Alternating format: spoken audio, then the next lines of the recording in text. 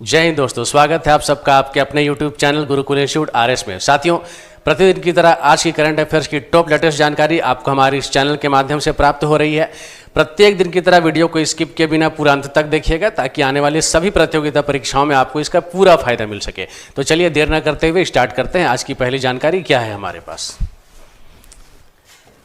साथियों, आज की जो पहली जानकारी है वो है प्रोजेक्ट विस्तार को लेकर। जी हाँ, प्रोजेक्ट विस्तार क्या है मैं आपको बता दूं। ये अभी भारतीय कृषि में एक डिजिटल क्रांति के रूप में इसको देखा जा रहा है।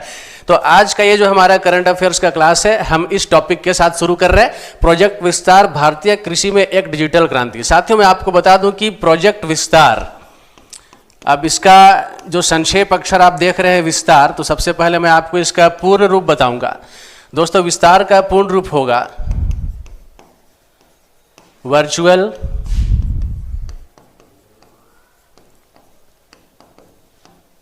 Integrated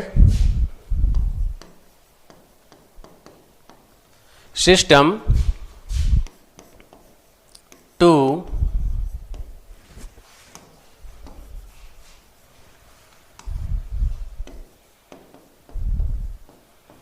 access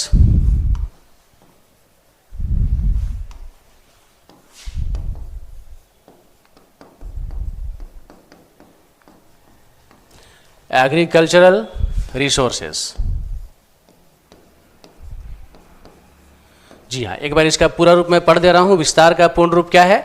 virtual integrated system to access agricultural resources. जी हाँ, ये इसका पूर्ण रूप है। दोस्तों, मैं आपको बता दूं कि ये जो परियोजना है, ये परियोजना IIT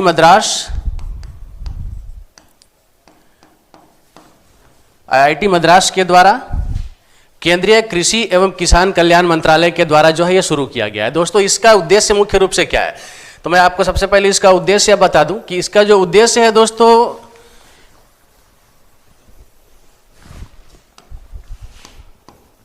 इसका उद्देश्य है किसानों के फसल उत्पादन, उसके विपणन और मूल्य संवर्धन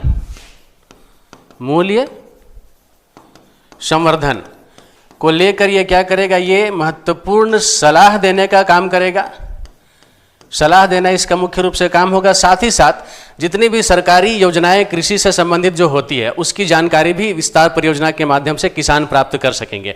तो चलिए, एक बहुत ही अच्छी योजना किसानों के लिए। और अब आगे बढ़ते हैं और अगली जानकारी होगी दोस्तों, आरिफ मोहम्मद खान ने बिहार के 42वें राज्यपाल के रूप में शपथ ग्रहण किया। जी हाँ, अब आरिफ मोहम्मद खान बने बिहार के 42वें राज्यपाल। दोस्तों, मैं आपको बता दूं कि राजेंद्र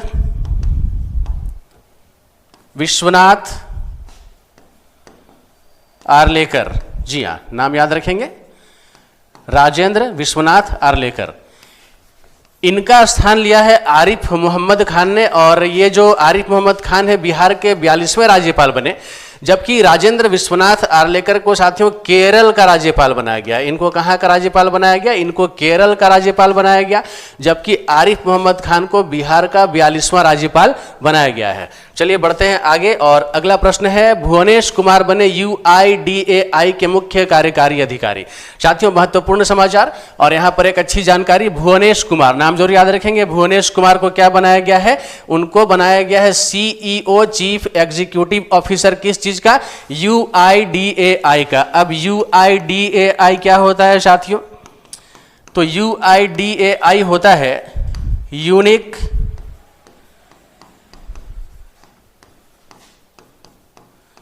आइडेंटिफिकेशन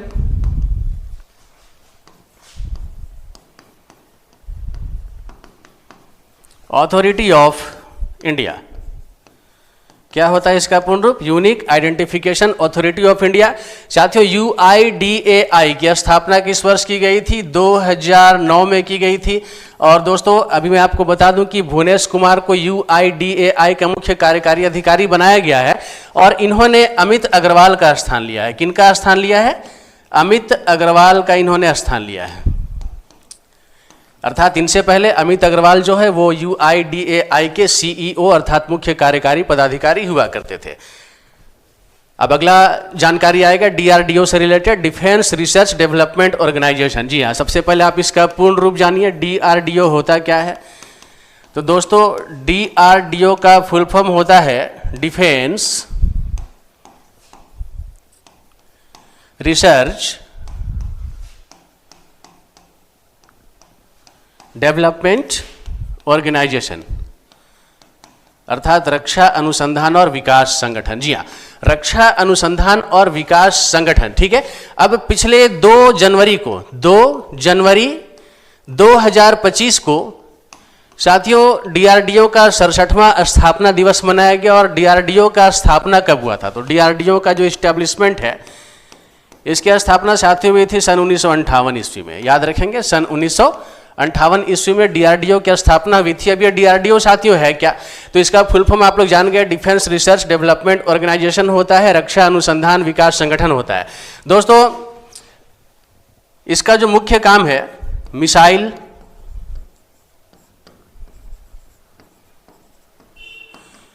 युद्धक वाहन और ऐसे अन्य युद्ध से रिलेटेड जो भी कह सकते हैं कि चीजें होती है, प्रौद्योगिकी की चीजें जो होती है, इनका विकास करना मुख्य रूप से डीआरडीओ का जो कार्य है वो माना जाता है। ठीक है, तो डीआरडीओ का पूर्ण रूप जरूर याद रखेंगे। इसकी स्थापना कब हुई थी?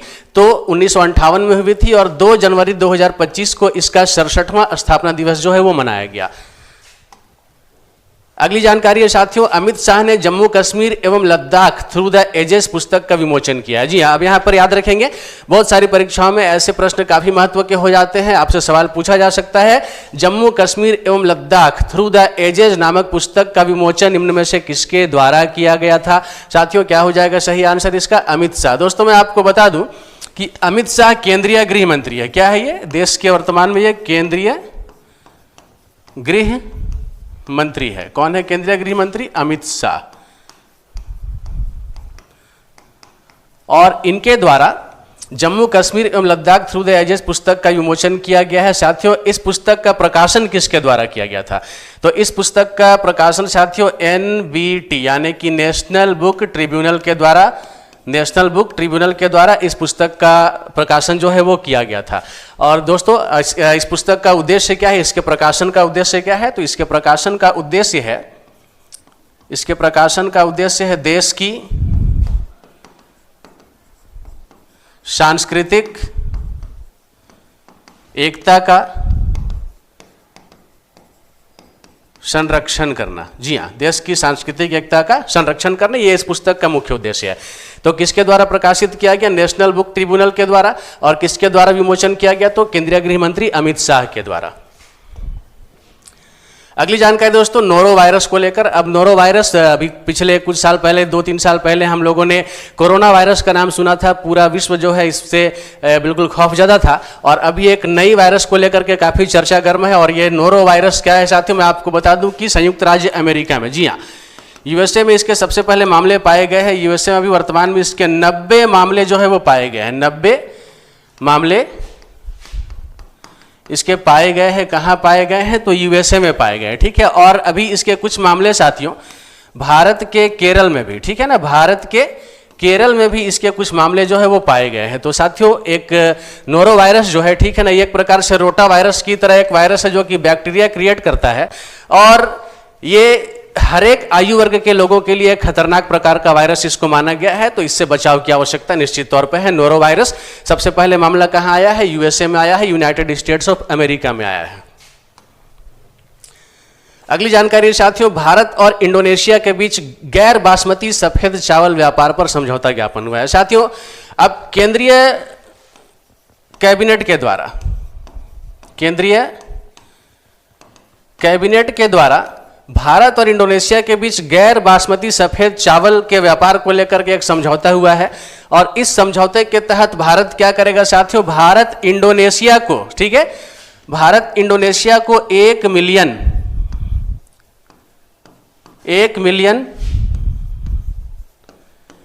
मीट्रिक चावल की सप्लाई करेगा। कौन से चावल की सप्लाई करेगा? तो गैर बासमती सफेद चावल की सप्लाई करेगा, आपूर्ति प्रदान करेगा। किसको? इंडोनेशिया को। ठीक है, अभी ये जो समझौता हुआ है दोस्तों, ये कितने वर्षों के लिए हुआ है? तो ये समझौता जो है ये 4 वर्षों के लिए हुआ है। जो बाद में स्वचालित तरीके से और 4 वर्षों के लिए बढ़ा दी जाएगी। तो कुल मिलाकर साथियों यहाँ पर आप देख सकते हैं 4 वर्षों के लिए पहले फेज में समझौता हुआ है और बाद में ऑटोमेटिक ये जो समझौता है 4 सालों के लिए और बढ़ जाएगा। तो किस देश के साथ समझौता हुआ है? तो इंडोनेशिया के साथ समझौता हुआ है। आंसर जरूर याद रखें, एक महत्वपूर्ण प्रश्न है। अब दोस्तों इंडोनेशिया जो है, ठीक है ना, इसके साथ में भारत ने समझौता किया है। तो इंडोनेशिया की राजधानी कौन सी है? तो दोस्तों इंडोनेशिया की राजधानी है जकार्ता, याद रखेंगे। इंडोनेशिया की राजधानी क्या है? इंडोनेशिया की राजधानी जकार्ता है। चलिए साथियों आगे बढ़ते हैं और अगला प्रश्न है 5 जनवरी राष्ट्रीय पक्षी दिवस, ठीक है। अब 5 जनवरी को प्रत्येक वर्ष राष्ट्रीय पक्षी दिवस मनाया जाता है। दोस्तों इसका उद्देश्य क्या है? तो सबसे पहले इसका उद्देश्य है साथियों पक्षियों के पारिस्थितिकी तंत्र में, ठीक है ना, इनका सहयोग, इसके अलावे इनके आवास विनाश,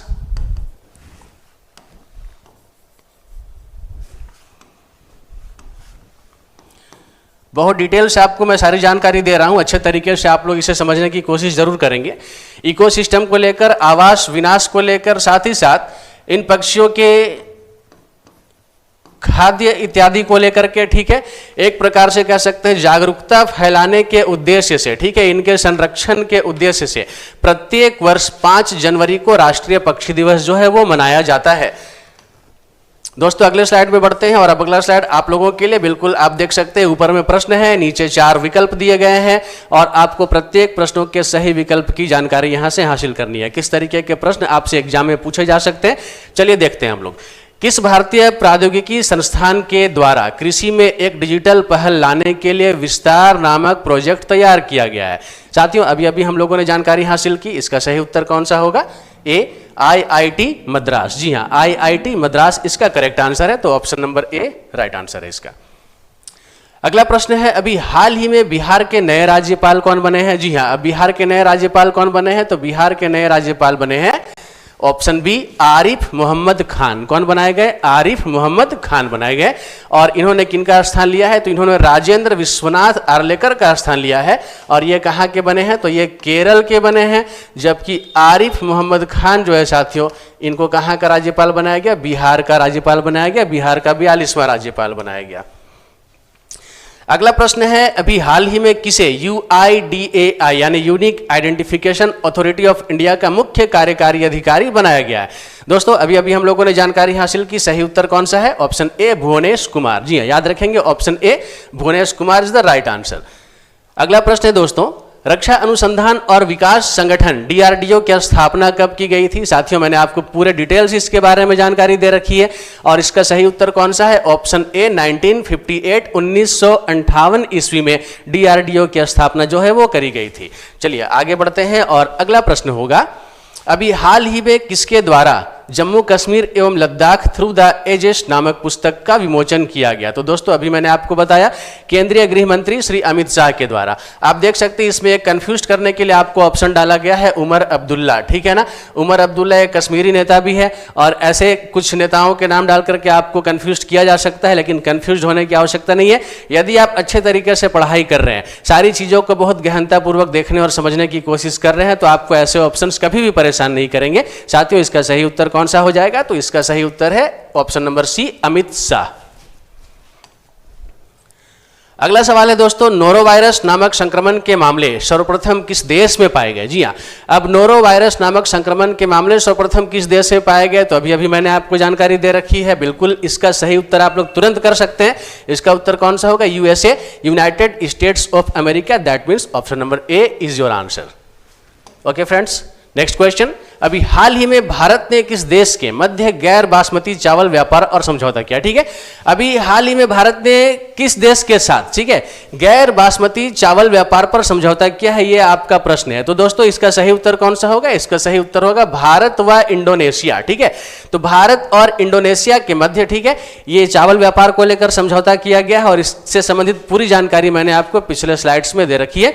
आप वहां से और भी अच्छे तरीके से इसको समझ सकते हैं। साथियों अगला प्रश्न है, राष्ट्रीय पक्षी दिवस कब मनाया जाता है? और राष्ट्रीय पक्षी दिवस साथियों कब मनाया जाता है? तो प्रत्येक वर्ष 5 जनवरी को मनाया जाता है। कब मनाया जाता है? 5 जनवरी को, यानी कि ऑप्शन नंबर डी आपका करेक्ट आंसर होगा। और प्रत्येक बार की तरह आज के लिए फिर से आप लोगों का एक प्रश्न है और आप साथियों यहाँ पर देख सकते हैं प्रश्न के रूप में आपको क्या दिया गया है। भारत का पहला सर्जिकल रोबोट है जिसे कहा जाता है। पिछले वीडियोस में मैंने इससे संबंधित चर्चा की है। यदि आपको इसका उत्तर नहीं पता है, आप पिछले वीडियो को देखिए, आपको इसका उत्तर मालूम चल जाएगा। और कमेंट बॉक्स में आइए और जल्दी से इसका जवाब दे जाइए। साथियों, प्रश्न मैं फिर से पढ़ रहा हूं। भारत का पहला सर्जिकल रोबोट है जिसे कहा जाता है। पहला ऑप्शन है SSI मंत्र, दूसरा ऑप्शन है SST मंत्र, तीसरा ऑप्शन है R&B मंत्र और चौथा ऑप्शन है MNC मंत्र। आपको क्या लगता है इस प्रश्न का सही उत्तर कौन सा है? साथियों, कमेंट बॉक्स में आइए, अपना जवाब छोड़ जाइए। दोस्तों, जरूर आप तैयारी में लगे हैं, लेकिन अपनी तैयारी को और भी ज्यादा गति देने की आवश्यकता है। बिल्कुल उत्साह के साथ अपनी तैयारी को आगे बढ़ाते रहिए। निस्संदेह आने वाले दिनों में आपकी सफलता आपकी कदम चूमेगी। आप सभी को हमारी पूरी टीम की ओर से, पूरे गुरुकुल टीम की ओर से बहुत सारी शुभकामनाएं। जय हिंद, जय भारत।